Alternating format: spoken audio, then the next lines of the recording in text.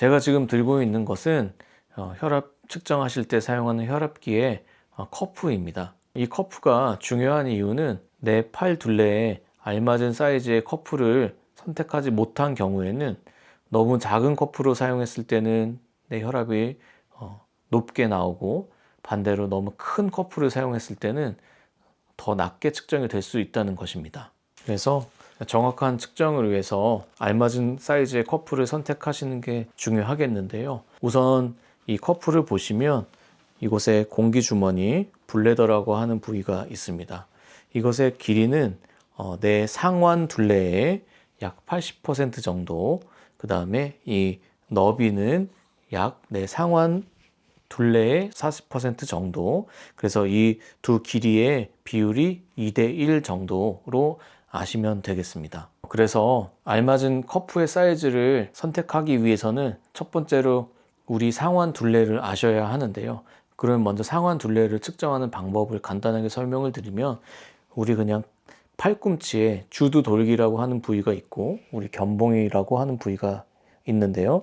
그 어깨에서 팔꿈치의 중간 지점, 그곳에 줄자로 측정을 하셔서 그 상완의 둘레를, 본인의 둘레를 아시면 되겠습니다. 제 경우를 예로 들어보겠습니다. 아까 제가 제 상완의 둘레를 측정을 하였는데요.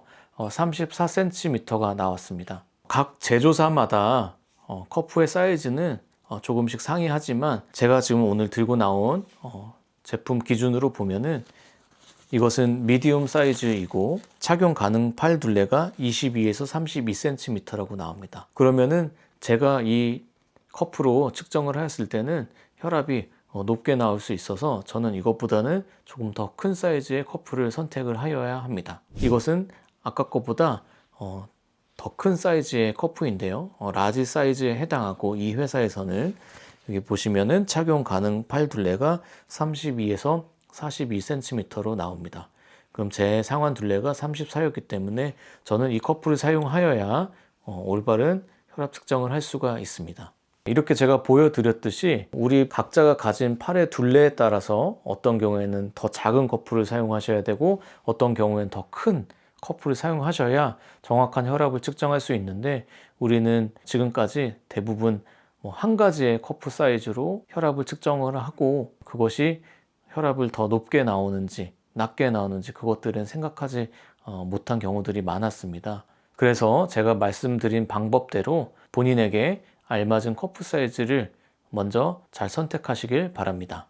네, 그럼 제가 직접 커프를 제 팔에 감아 보도록 하겠습니다. 자, 제가 이렇게 감도록 하고요. 손가락 하나 정도가 들어갈 수 있는 정도의 여유로 커프를 감아 주시고, 여기에 보시면은 어떤 커프든지 화살표로 아테리, 동맥이라고 표시가 된 곳이 있습니다. 그곳이 내가 이 동맥 혈관이 느껴지는 요 팔 오금에서 1cm에서 2cm 정도, 손가락 한두 개 정도 위에 위치할 수 있도록 해주시면 되겠습니다. 나에게 맞는 커프 사이즈를 고르는 것도 굉장히 중요하지만, 제일 중요한 것은 여러분이 사용하실 혈압계가 정확한지 아셔야 되는데요. 그러면은 내가 사용하는 혈압계가 정확한 기기인지 어떻게 알 수가 있을까요? 이 웹사이트들은 혈압 측정 기기들 검증 목록을 제공을 하는데요. 이 사이트들에 등재된 기기들은 독립된 전문가 위원회의 엄격한 테스트와 검증 절차를 거쳐서 임상적으로 정확성이 입증된 제품들입니다. 저는 환자분들이 이런 웹사이트를 통해서 검증된 기기들을 사용하시기를 강력히 추천을 드리고요. 저도 진료실에서 사용하고 있는 모든 혈압기들은 이 사이트에서 다 검증이 된 제품들만 사용을 하고 있습니다. 손목형 혈압계 사용하시는 분들도 많으시죠? 손목 혈압계는 편리하지만 오차가 너무 크고, 손의 조그만 위치 변화에 극도로 민감하게 혈압 차이가 발생하게 됩니다. 미국 심장학회에서는 명확하게 권고를 하고 있습니다. 상완 커프를 사용할 수 없는, 일반적인 혈압계를 사용할 수 없는 특수한 경우에만 허용을 하는 것으로요. 그러므로 가능하면 상완 자동 혈압계를 사용을 하시고, 아까 말씀드린 웹사이트들을 통해서 반드시 검증된 기기들을 구매를 하시기 바랍니다.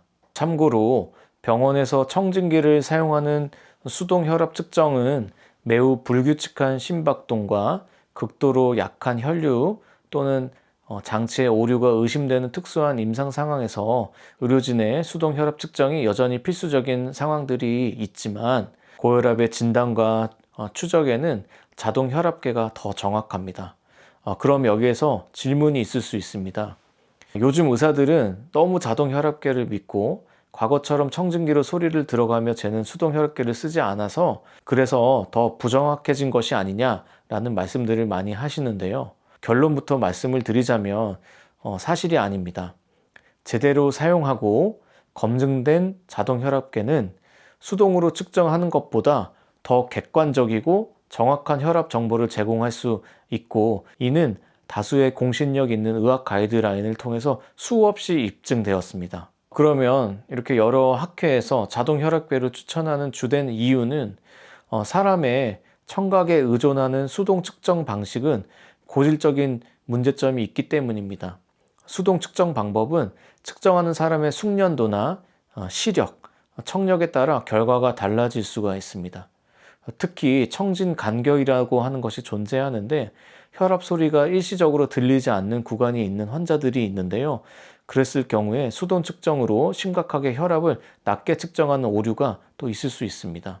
반면에 같은 상황에서도 검증된 자동 혈압계는 팔의 동맥에서 발생하는 맥박 진동을 전자 센서가 객관적으로 포착하여 수치화하는데요.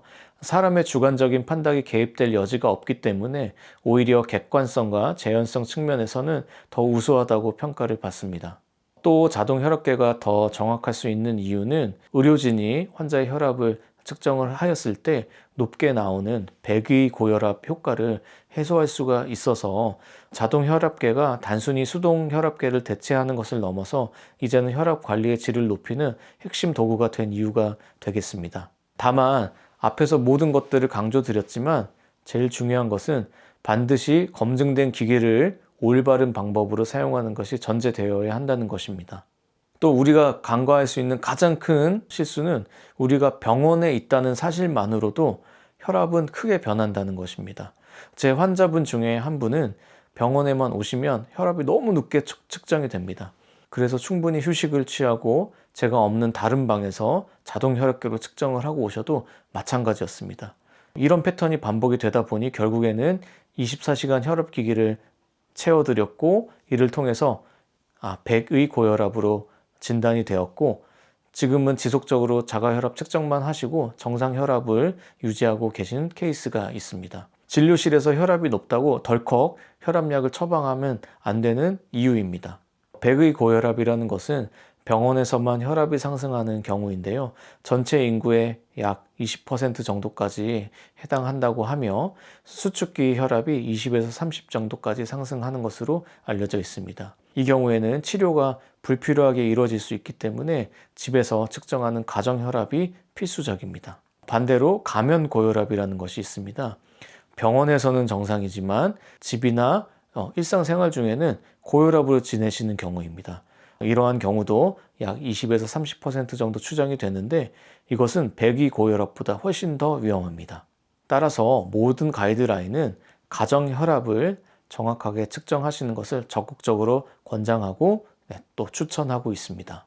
혈압은 스트레스, 수면, 활동량에 따라 끊임없이 변하는데요. 그래서 하루 한 번만 측정하면 절대 정확하지 않습니다. 권장되는 공식을 말씀드리겠습니다. 아침에 2회, 기상 후에 1시간 이내, 그리고 식사 전, 소변을 본 후에, 또한 혈압약을 드시기 전에 1분 간격으로 2회 측정하여서 평균값을 냅니다. 밤에도 2회 측정을 하는데요.